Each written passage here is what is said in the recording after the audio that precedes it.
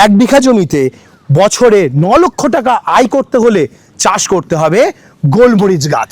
এইবার হচ্ছে এই গাছের প্রথম থেকে লাগানোর পরপর স্টেপ বাই স্টেপ 4 বছর পর্যন্ত পরিচর্যা এবং মেইনটেনেন্স আমি স্টেপ বাই স্টেপ একটু জানতে চাই। বলি যে এই টপটা মিনিমাম 1200 থেকে 1500 টাকা দামে বিক্রি হয়। আচ্ছা, উপরে যেগুলো কেটে দিলাম এগুলো নষ্টও হবে না, ওটা বরঞ্চ একটা বাড়তি আয়ের রাস্তা হয়ে যাবে। এর পলিনেশনটা বৃষ্টির জলে হয়। তাহলে স্যার এই গোলমরিচ চাষ বা ইন্টিগ্রেটেড ফার্মিং এর এই প্রসেস নিয়ে কোনো ট্রেনিং মডেল বা কোনো জায়গা শেখার ব্যবস্থা কিছু আছে? তো তার জন্যই এগ্রিকালচার ডায়েরি 2026-এ একটি নতুন পদক্ষেপ নিল। তারা ইন্টিগ্রেটেড ফার্মিং এর উপরে একটি ট্রেনিং অর্গানাইজ করেছে এবং সেই ট্রেনিং এর পর আপনার প্রজেক্ট কিভাবে হবে তার জন্য তারা সাপোর্ট প্রোভাইড করছে এবং তার পাশাপাশি আপনারা আপনাদের প্রজেক্টের কিভাবে প্রোডাকশন করবেন তার এক্সপার্ট সাপোর্ট লাগবে সেটাও প্রোভাইড করা হবে এবং কোথা থেকে আপনারা বেস্ট প্ল্যান্ট পাবেন একদম সঠিক দামে সবথেকে কম দামে সেটারও সাপোর্ট দেওয়া হবে এবং তার পাশাপাশি আপনার প্রজেক্টের প্রোডাকশন সেলিং এর পার্টেও সহায়তা করা হবে। যাই আছে সেটাকে নষ্ট করে দেবো, তাহলে ফাঙ্গাস বা ধুলোবালি এগুলো চলে যাবে না, কিন্তু এটাকে অন্যের উপরে অবলম্বন করে একটা নিজে আলাদাভাবে এক্সট্রা ইনকাম দিচ্ছে এবং এ কিন্তু ওই মেন গাছটা কোনো ক্ষতি করবে না। আমরা গবেষণা করে দেখেছি। আমরা তো এই গোলমরিচ চাষ সম্পর্কেই জানতে আমি আজ এসেছি ওয়েস্ট বেঙ্গলের বিসিকেভি বিধানচন্দ্র কৃষি বিশ্ববিদ্যালয়ের যে কল্যাণীতে গোলমরিচ চাষের ফিল্ড আছে সেই ফিল্ড ভিজিট করতে। আমার সঙ্গে রয়েছেন এই ফিল্ডের যিনি incharge professor Deepak Kumar Ghosh. Sir নমস্কার। নমস্কার স্যার, আমরা গোলমরিচ চাষ সম্পর্কে জানবো, তার আগেই আপনার পরিচয়টা আপনি একটু দেবেন। আমি অধ্যাপক দীপক ঘোষ, বিধানচন্দ্র কৃষি বিশ্ববিদ্যালয়ে মশলা বলে একটা বিভাগ আছে সেখানকার অধ্যাপক, এবং ভারত সরকারের একটা প্রকল্প চলে মশলার উপরে, MID স্পাইস বলি আমরা, আর যেটার হেডকোয়ার্টার কালীঘাট। সেই কালীঘাটের আন্ডারে আমাদের এখানে মশলা চাষ নিয়ে বিভিন্ন গবেষণা এবং চাষি ভাইদের মধ্যে প্রশিক্ষণ ইত্যাদি হয়ে থাকে, সেই প্রকল্পের অন্তর্গত। তো এখানে আমরা দেখতে পাচ্ছি একটা ইন্টিগ্রেটেড প্রসেস, নিচে কালো হলুদ দেখতে পাচ্ছি, এখানে দেখতে পাচ্ছি গোলমরিচ, এখানে দেখতে পাচ্ছি পিপুল, বিভিন্ন রকম নিয়ে মশলার স্পাইস বাগান তৈরি হয়েছে। আমরা আজ এর মধ্যে গোলমরিচ চাষটা নিয়ে জানবো, এটা পশ্চিমবঙ্গের কতটা সাকসেসফুল, এর কি স্কোপ আছে, রোজগার কেমন আসতে পারে, ইনভেস্টমেন্ট কেমন, এবং ওয়েস্ট বেঙ্গলে এই চাষটা সফলতার সাথে করা যাবে কিনা। আচ্ছা, প্রত্যেকটা প্রশ্ন আপনার কাছ থেকে একটু এক এক করে জানবো আমরা। আচ্ছা, গোলমরিচ চাষের আগে আমি গোলমরিচটাই যেহেতু পশ্চিমবঙ্গের নতুন ক্রপ, তাহলে গোলমরিচ নিয়ে আগে দু কথা বলি। ঠিক, একে আমরা কিং অফ স্পাইস বলি, আমরা মানে গভর্নমেন্ট অফ ইন্ডিয়াকে কিং অফ স্পাইস বলে। কেন বলে? যে পরিমাণ স্পাইস বিদেশে এক্সপোর্ট হয় তার majority foreign exchange black pepper থেকে আসে, এই জন্য একে আমরা কালো সোনা বা মশলার রাজা বলে থাকি। মানে মশলা থেকে মশলা ভারতবর্ষ যতটা এক্সপোর্ট করে তার বেশিরভাগ রোজগার আসে গোলমরিচ থেকে, একটা ম্যাক্সিমাম শেয়ার আছে। আচ্ছা, ইভেন আপনি শুনে আশ্চর্য হবেন যে এগ্রিকালচারের যে কমোডিটি এক্সপোর্ট হয় বিদেশে, তার মধ্যে এই সমগ্র মশলা 3 নম্বর পজিশনে আছে। আমাদের কত কি চাষ হয়, 1000-2000 চাষ আছে, মশলা এমন একটা চাষ এটা এক্সপোর্ট করে 3য় নম্বর পজিশনে, মানে এত টাকা রোজগার দিতে পারে, তার মানে নিশ্চয়ই এটা সবথেকে প্রফিটেবল চাষ। এবং ইভেন এটা মিনিস্ট্রি অফ কমার্সের আন্ডারে আছে, মিনিস্ট্রি অফ এগ্রিকালচারে নেই। আচ্ছা, স্পাইস বোর্ড যেটা মিনিস্ট্রি অফ কমার্স, ওরা বিদেশে এক্সপোর্টটা ডিলিং করে। বাহ, বিরাট। তাহলে আমাদের এই গোলমরিচ আমরা প্রধানত দেখে এসেছি কেরলের দিকে বেশি হচ্ছে, যে কিন্তু আমাদের পশ্চিমবঙ্গে এর সেইভাবে কোনো বিস্তার লাভ দেখিনি। কিন্তু বর্তমানে এইটা কি কমার্শিয়ালি করা সম্ভব পশ্চিমবঙ্গে? 100% সম্ভব। আমরা গোলমরিচ নিয়ে গত 10-15 বছর ধরে কাজ করে যাচ্ছি। আমাদের ফিল্ডে ঠিকঠাক প্রোডাকশন হচ্ছে এবং কিছু চাষি ভাইদের চারা দেওয়া হয়েছিল, সেখানেও হচ্ছে। তো যেটা সমস্যা কিছু নেই, এর পাতাটা দেখলেই আপনারা দেখবেন পানের যে পাতা সেরকমই পাতা, মানে পান যে প্রজাতি পাইপারেসি ফ্যামিলি, এই গোলমরিচ হচ্ছে পাইপারেসি ফ্যামিলির গাছ। তো মানে পান চাষ যেখানে সম্ভব সেখানেই গোলমরিচ চাষ সম্ভব। একদম, বাহ। আমাদের পশ্চিমবঙ্গে তো আমরা যদি দেখি সমুদ্রের দিকে গঙ্গাসাগর, আমরা যদি দেখি কাকদ্বীপ, এই চত্বরে প্রচুর পান চাষ, নদিয়া আছে, করিমপুরে রয়েছে, আমরা সাউথ 24 পরগনা, নর্থ 24 পরগনা, মুর্শিদাবাদ, সব জায়গায় পান চাষ দেখতে পাই। পান হবে মানে এটা হবে, আর আমাকে সোজা কথায় বোঝাতে হবে না। ওকে, তাহলে যদি পান হবে মানে গোলমরিচ হবে, তার মানে এর আজ আমি কমার্শিয়াল ভ্যালু জানতে চাই। অবশ্যই। এটা কি আমি বাড়িতে 2-4টে গাছ লাগাবো সেখানেই সীমাবদ্ধ থাকবে, নাকি আমি এর কমার্শিয়ালি বিঘের পর বিঘে জমি 1 বিঘা 2 বিঘা 5 বিঘা এইভাবেও কমার্শিয়ালি চাষ করতে পারবো? তো আজকে আপনি দেখতে পাচ্ছেন পশ্চিমবাংলার চাষি যাবেন আপনি চাষি ভাইদের কাছে, বলবে স্যার চাষে লাভ নেই, চাষে লাভ নেই। সবাই আজকের দিনে ইন্টিগ্রেটেড ফার্মিং বা মাল্টি স্টোরিড ফার্মিং এইগুলোতে আসতে চাইছে এবং ঠিক। হর্টিকালচারাল ক্রপে আসতে চাইছে। একদম তাই। তো এই সমস্ত ফার্মিং সিস্টেমে এই গোলমরিচ হচ্ছে একদম একটি আদর্শ ফসল। আমরা যখন মাল্টি লেয়ার ফসল করব, এই গোলমরিচ যে গাছটা থাকবে তার গা বেয়ে উঠে যাবে। এটার জন্য আলাদা কোনো যত্ন, আলাদা কোনো পরিচর্যা লাগবে না, আচ্ছা। এর খালি অবলম্বনটা লাগবে। তো এই হিসেবে এই ক্রপটা খুব ভালো ফিট করবে এই সমস্ত ইন্টিগ্রেটেড ফার্মিং সিস্টেমে। আচ্ছা, তবে কি আমরা এককভাবে করতে? অবশ্যই পারবো। এককভাবে করতে গেলে আমাকে স্ট্যান্ডার্ডটা আলাদা করে লাগাতে হবে। আচ্ছা। হ্যাঁ, কোনো জেবলি গাছ বলে যেরকম গাছ আছে লাগাতে ঠিক। হবে। তো আমরা ওই সমস্ত গাছ মানে কোনো একটা সাপোর্টিং ট্রি Supporting লাগবে tree লাগবে। যার পাশে এই গোলমরিচ গাছ উঠবে। ওকে, এবার সাপোর্টিং ট্রিটা যদি ইকোনমিক হয় সেটাই আমাদের আরো মোর ইনকাম জেনারেশন, মানে ডবল ইনকাম ডবল ইনকাম হবে। বাহ। স্যার প্রথমে আমি জানতে চাইবো, যেহেতু এটা মশলার রাজা আপনি প্রথমেই বললেন, তাহলে রাজা কত টাকা রোজগার দিতে পারে, এবং 1 বিঘা জমিতে যদি আমি গোলমরিচ চাষ করি কত প্ল্যান্টেশন করতে পারবো, কত টাকা আয় আসবে, কত দিনের মাথায় আসবে, পুরো বিস্তারিত তথ্য জানবো। ঠিক আছে, আমি বলছি, ডিটেলসই বলছি। তো আমাদের প্রথম কথাই বলেছি এর একটা স্ট্যান্ডার্ড লাগবে যেটা গাছটা হবে। হ্যাঁ, ঠিক। তো সেই অনুযায়ী তার যে স্পেসিং হবে সেই অনুযায়ী এরও গাছ হয়। তো আমরা ম্যাক্সিমাইজেশন করার জন্য সাধারণত 1.5 মিটার স্পেসিং বলে থাকি, বা বেশি হলে 2 মিটার স্পেসিং দিয়ে কিছু একটা গাছ লাগাবো। সবচেয়ে ভালো হয় সুপারি গাছ লাগালে। ঠিক। সুপারি গাছ 2 মিটার স্পেসিং এ বাড়তে থাকলো, প্রত্যেক গাছে আমরা গোলমরিচ লাগিয়ে দিতে পারবো। ঠিক। আমি যদি 1 বিঘা জমিতে এটাকে কমার্শিয়াল ভাবেই করি তাহলে কতটা ডিস্টেন্স দেওয়াটা ঠিক? আপনি 6 ফিট ডিস্টেন্স দিন, এতে করে 1 বিঘা জমিতে প্রায় 300 গাছ ধরে যাবে। ঠিক। হ্যাঁ, একটা ভালো আয়ের রাস্তা হবে। এবার 300 গাছের একটা ক্যালকুলেশন যদি আমরা একটু দেন। 300 গাছ আপনার যদি বাইরে থেকে চারা কিনে লাগাতে হয়, চারা মোটামুটি 40 টাকা পিস পড়বে। আচ্ছা। তো 300 চারার দাম ধরুন 3-4 12,000 টাকা হলো। আচ্ছা। এবার একটা গাছ পিছু আমার 1 কেজি করে ভার্মি লাগবে বা কিছু জৈব সার লাগবে, এই হিসেবে একটা হিসেব করলে দেখা যাবে প্রায় ওটা 5,000 টাকা দাঁড়াচ্ছে। আচ্ছা। এবং কিছু লেবার টেবার খরচ আছে, সেগুলো 5,000। আর কেমিক্যাল যদি কোনো স্প্রে করতে হয় সেই হিসেবে আরো 2-3 হাজার। তো এইভাবে টোটাল একটা খরচ তো আগে থেকে অত স্পেসিফিক বলা যায় না, মোটামুটি 25,000-25,000-এর মধ্যে ফার্স্ট ইয়ারে 1 বিঘা ইনভেস্টমেন্ট একদম Okay. ফার্স্ট ইয়ারে। এবার সেকেন্ড ইয়ার থেকে ইনভেস্টমেন্টটা আরো কমে যাবে। সেকেন্ড আচ্ছা। ইয়ারে চারার দাম কমে যাচ্ছে, গর্ত কেটে গাছ লাগানো খরচ ঠিক, কমে যাচ্ছে, ঠিক। ওটা অর্ধেক হয়ে তার মানে যাবে। শুধু লেবার খরচা আর স্প্রে খরচা হ্যাঁ, আর এই দুটো, কিছু জৈব জৈব খরচা। সার। তো ওটা 10-12 হাজারে মিটে যাবে। বাহ। এইবার দ্বিতীয় বছরে কোনো খরচ নেই, এরকম 10-12 হাজার, মানে প্রত্যেক বছরই 10-12 হাজার করে খরচা হতে থাকবে। হ্যাঁ। প্রথম প্রোডাকশন গোলমরিচে কবে থেকে আসতে শুরু হবে? তো এই 4 বছরে আমাদের প্রায় 60,000 মতো এক বিঘে জমিতে খরচা আছে। ঠিক আছে। আচ্ছা। এবার পঞ্চম বছর থেকে আমাদের ফল আসা শুরু হয়ে যাবে। ওকে। এবং পঞ্চম বছর অব্দি ওয়েট করে যদি কেউ ভাবে হতাশ হয়ে গেলে হবে না। এই গাছটা কিন্তু বাঁচে 25 বছর, সুতরাং আমরা আরো বাকি 20 বছর তো রিটার্ন পাবো। মানে এর শৈশব কাটে 5 বছরে, 5 বছরে এবং এখান থেকে 25 বছর পর্যন্ত সে প্রোডাকশন দিতেই থাকবে। তার মানে এটাকে লং টার্ম ক্রপ Long হিসাবে term ধরা crop, যেতে পারে। একদম। বাহ। এইবার আমি প্রথম বছরের প্রোডাকশন কতটা পাবো? প্রথম বছরে একটা গাছে অ্যাভারেজ 1 কেজি করে পাবো। আচ্ছা। প্রত্যেকটা গাছে, তাহলে ধরুন 300টা যদি 1 বিঘে গাছ থাকে, মানে 300 কেজি। 300 কেজি মতো প্রোডাকশন পাবো। ওকে। দ্বিতীয় বছরে? দ্বিতীয় বছরে আস্তে আস্তে ওটা বাড়বে। হ্যাঁ, প্রপার প্রোডাকশন একটা গাছের কত কিলো পর্যন্ত সম্ভব? এটা 7-8 বছর 10 বছর বয়স হলে প্রত্যেক গাছ থেকে আমরা 15 কেজি করে ফল পাবো, কাঁচা ফল। কাঁচা ফল 15 কেজি। আচ্ছা। আর এটার পোটেনশিয়াল আছে সাউথ ইন্ডিয়াতে 32 কেজি, 35 কেজি, 40 কেজি অব্দি একটা গাছে। আচ্ছা। তা আমরাও যদি ভালো করে চাষি ভাইরা শিখে যত্নআত্তি বা পরিচর্যা ঠিকভাবে শেখেন, পরবর্তীতে 20 কেজি অব্দি ইল্ড বাড়তে পারে। 20 কেজি পর্যন্ত একটা গাছ কাঁচা প্রোডাকশন দিতে পারে। ড্রাই করে কত কিলো আসবে? ড্রাই করে আমরা 4:1 রেশিওতে পাই মোটামুটি। 4 কিলোতে 1 কিলো। 1 কিলো। মানে 4-5 20, মানে 5 কিলো একটা গাছ প্রোডাকশন দিতে পারে। Production দিতে পারে। বাহ। আজকের দিনে এই গোলমরিচ বিক্রি করে কত টাকা রোজগার করতে পারে একটা গাছ তো থেকে? আমরা ছোট যে হিসেবটা বলছিলাম, ধরুন 300 গাছে আমরা 2 কেজি করে ফলন পেয়েছি। আমি Dry। শুরুতে ড্রাই কম করেই বললাম, Okay, 2 কেজি। তো তাহলে আমাদের হলো 600 কেজি। ঠিক। 600 কেজি। এবার বাজার দর কমপক্ষে 700 টাকা পাবেই। খোলা বাজারে এটা 1,500 টাকা কেজি আছে, আচ্ছা। পাইকারি বাজারে ধরে নিলাম 700 টাকা। মানে আপনি হাফ দাম Half বলছেন, দামই ধরলাম। যেটাই থাকে খুচরোতে। হ্যাঁ, তাহলে এটা বাড়তে পারে, আমি মিনিমাম বলছি। তাহলে 300 গাছে 2 কিলো করে হলে 600 কিলো 600 কেজি। প্রোডাকশন। হ্যাঁ। এর সঙ্গে 700 টাকা করে কেজি। হ্যাঁ। তাহলে 6 × 7 = 42, 4 লাখ 4,20,000 টাকা। 4,20,000। আর আমি বছরে 12,000 টাকা করে আপনার এখানে মেনটেন্যান্স খরচা বলছেন। খরচ, হ্যাঁ।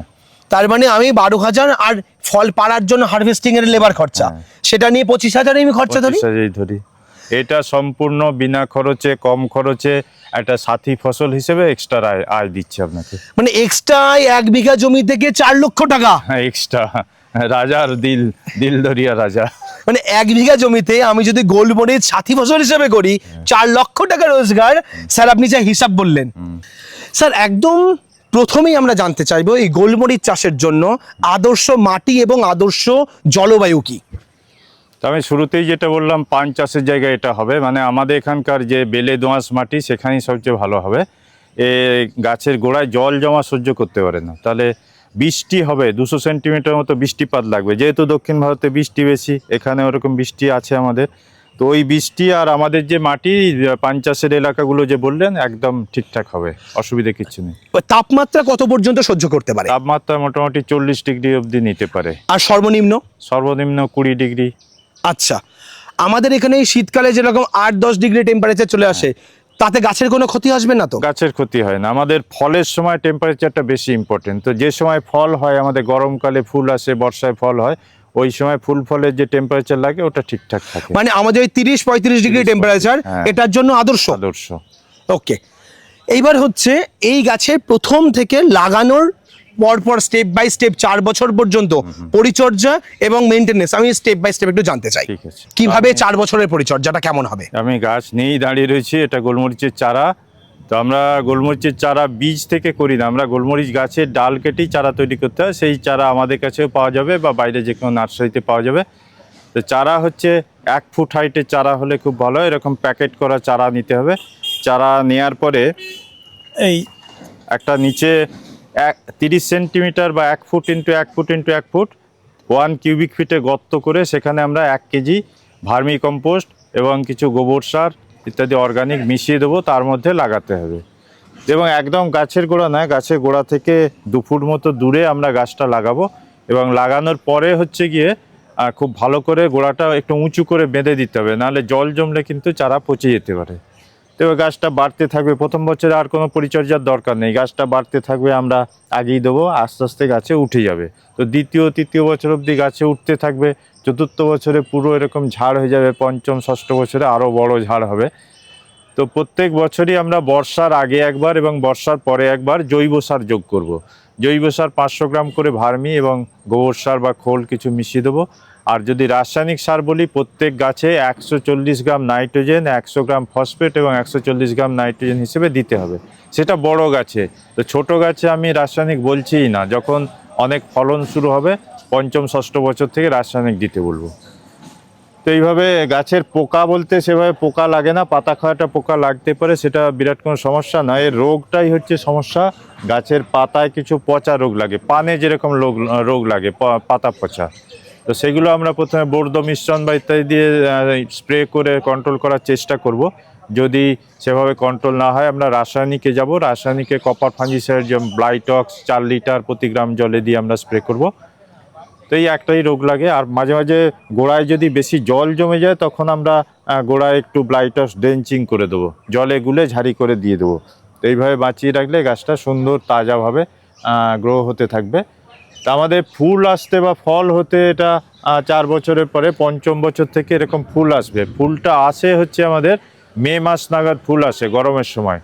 এবার সেটা জুন জুলাই মাসে ফল ধরে যাবে আস্তে আস্তে, এখনও কিছু ফল ধরে রয়েছে। তারপর জুলাই মাস থেকে এটা অক্টোবর নভেম্বর অবধি ফলটা ম্যাচিওর হবে। ডিসেম্বরে গিয়ে আমরা ফলটাকে পেড়ে নেব। ডিসেম্বরে ফল পেড়ে নিয়ে এবার ফল যেটা প্রসেসিং করার পদ্ধতি সেটা আমি সংক্ষেপে বলি। একটা গাছ থেকে ফুল তোলার মতো এরকম করে আমরা প্রত্যেকটা ফল পেড়ে নেব। প্রত্যেক পাতার গোড়ায় দেখবেন এরকম করে একটা করে ফল হয়েছে, তাহলে যত পাতা তত ফল হবে। হ্যাঁ, এবং জাত হিসেবে ফলটা লম্বা বা ছোট হয়। আমাদের জাতগুলো ভালোই ফলন দেয় এখানে, ভালো আমরা কেরালা কালিকট থেকে জাতগুলো সংগ্রহ করে নিয়ে এসেছি। তো এসব জাতের ফলন ভালোই হয়। প্রত্যেক গাছে এইভাবে কাঁচা গোলমরিচ আমরা প্রায় 10 কেজি পারতে পারবো পঞ্চম ষষ্ঠ বছরে। তো 10 কেজি গোলমরিচকে আমরা যদি ড্রাই করি 2-2.5 কেজি শুকনো গোলমরিচ পাওয়া যাবে। 4:1 রিকভারি রেট আমি বলেছি। তো সেই শুকনো করার আগে পাড়ার পরে ফলগুলোকে আমরা একটু গরম জলে ব্লাঞ্চিং করব, 1 মিনিট ব্লাঞ্চিং করতে হয়, মানে ওর যে এনজাইম আছে সেটাকে নষ্ট করে দেবো, তাহলে ফাঙ্গাস বা ধুলোবালি এগুলো চলে যাবে। সেটাকে 10-15 দিন ওপেন সানশাইনে শুকিয়ে নেবো, শুকিয়ে নিলে একদম কমার্শিয়াল গোলমরিচ হয়ে যায়। এবং তার যে স্বাদ গন্ধ সেটা খুব সুন্দর, রোদে শুকনো করলে গন্ধ বা স্বাদটাও বেশি ভালো থাকে। আর যেটা হচ্ছে আমরা বছরে এটা একবারই ফল পাবো, এই নয় যে বছরে 2-3 বার হয়, একবারই ফল হয় এবং প্রতি বছর এইভাবে আমরা 2-2.5 কেজি করে শুকনো গোলমরিচ পেতে থাকবো। তো আপনারা জানেন যে গোলমরিচ একটা সাউথ ইন্ডিয়ান ফসল, তো ওখানে এক একটা গাছে ওরা প্রায় 32 কেজি, 35 কেজি, 40 কেজি অবধি ইল্ড তোলে। এক একটা গাছে ওরা প্রায় 32 কেজি, 35 কেজি, 40 কেজি অবধি ইল্ড তোলে।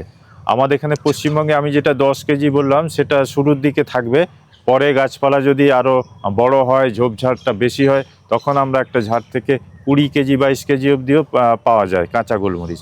তো সেই 22 কেজি বা 20 কেজি শুকনো করলে আমরা প্রায় 4-5 কেজি শুকনো গোলমরিচ পাওয়া যাবে।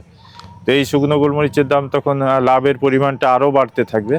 তো এইভাবে দেখা যায় যে গোলমরিচটা অন্য ক্রপের মতো অত পরিচর্যা লাগে না বা অত দৃষ্টি আকর্ষণ করতে হয় না, কিন্তু এ অন্যের উপরে অবলম্বন করে একটা নিজে আলাদাভাবে এক্সট্রা ইনকাম দিচ্ছে এবং এ কিন্তু ওই মেন গাছটা কোনো ক্ষতি করবে না। আমরা গবেষণা করে দেখেছি, আমরা বেশ কয়েক বছর ধরে মাল্টি স্টোরি টায়ার সিস্টেম ক্রপিংয়ে দেখেছি গোলমরিচ গাছটা শুধু ওকে ধরে থাকার জন্য উঠছে। হ্যাঁ, ওর থেকে কোনো খাবার আলাদা করে নেবে না, ওর খাবারটা মাটি থেকেই নিচ্ছে।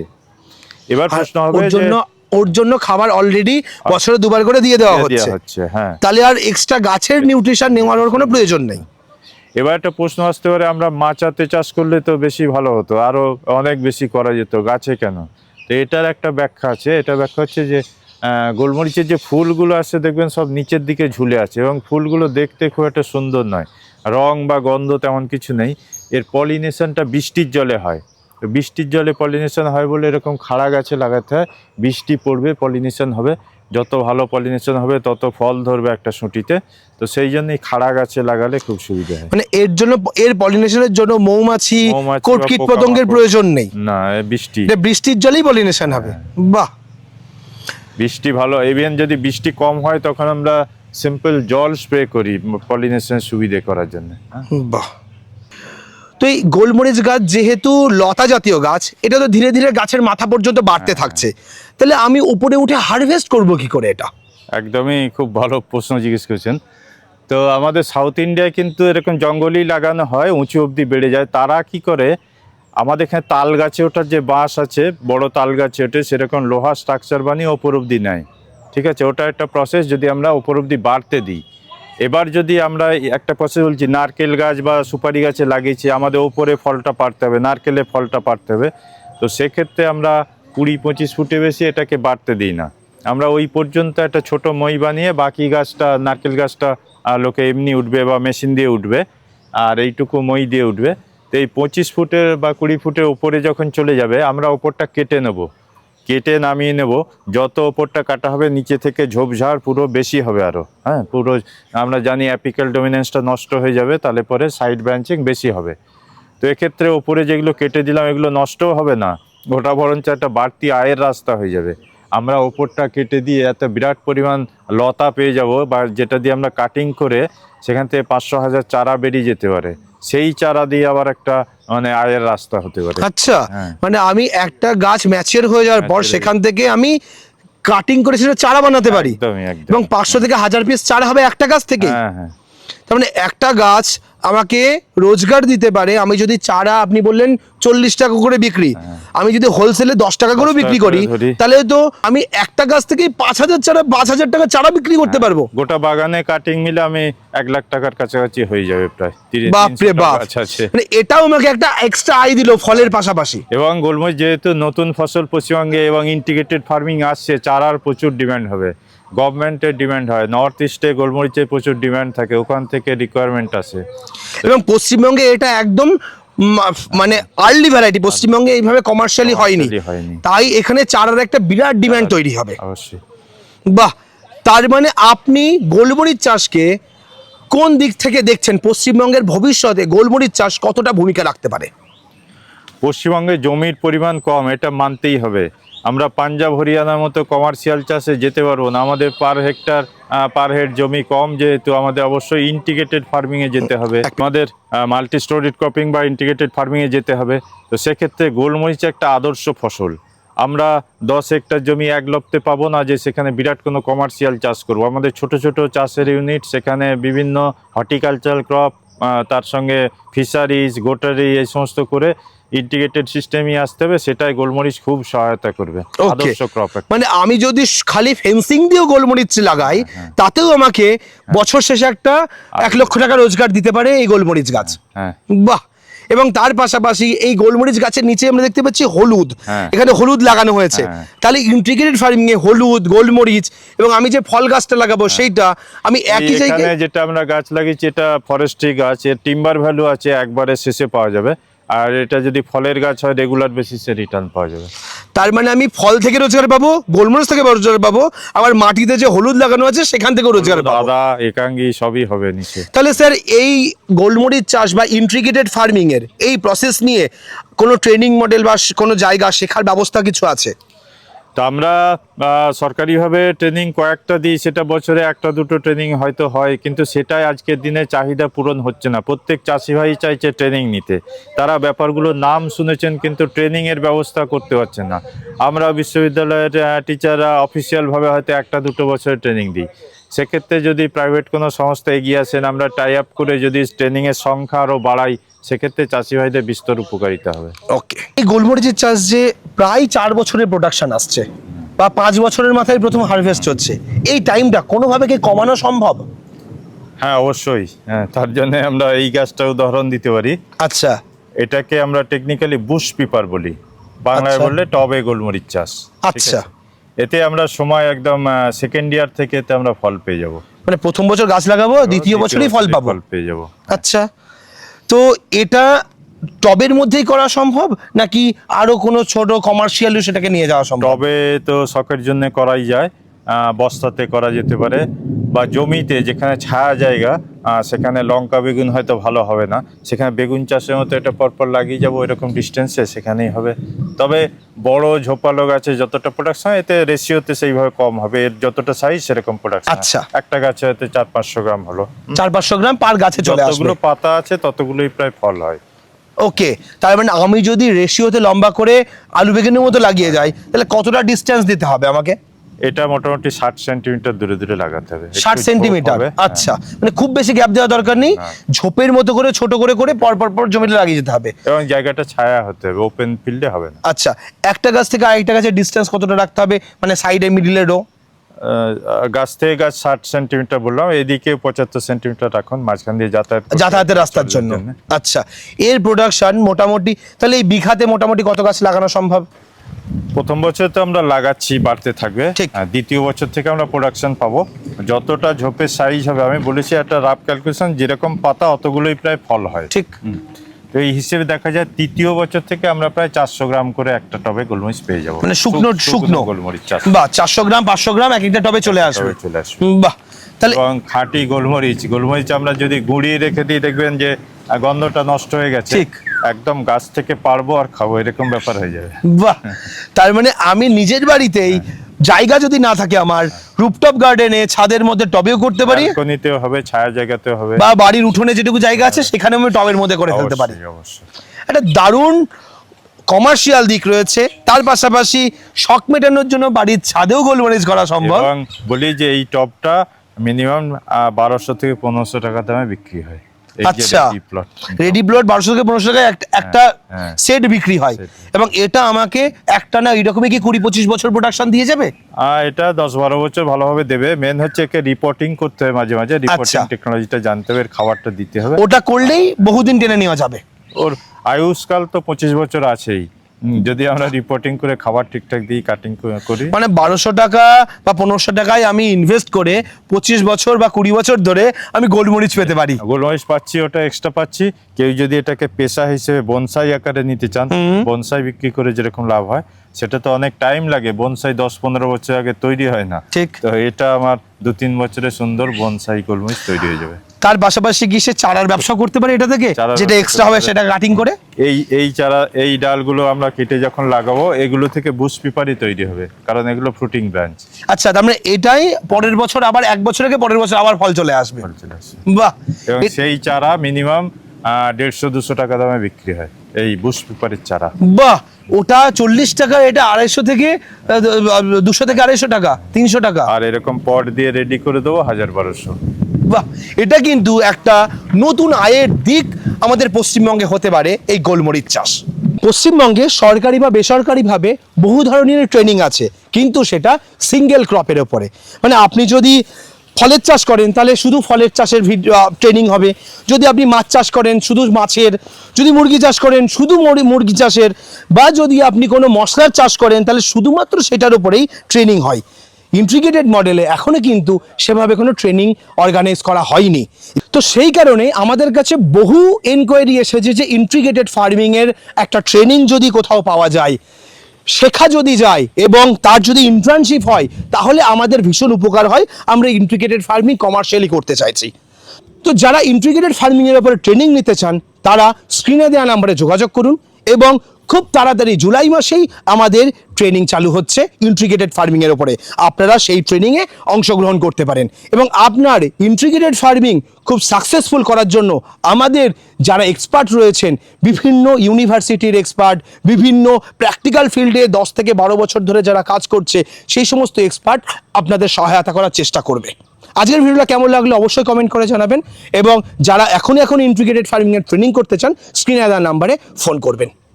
আজকের ভিডিও এখানে শেষ করছি, পরবর্তী ভিডিওতে নতুন কোনো টপিক নিয়ে ফিরে আসবো। ততক্ষণ ভালো থাকবেন, সুস্থ থাকবেন, বাই।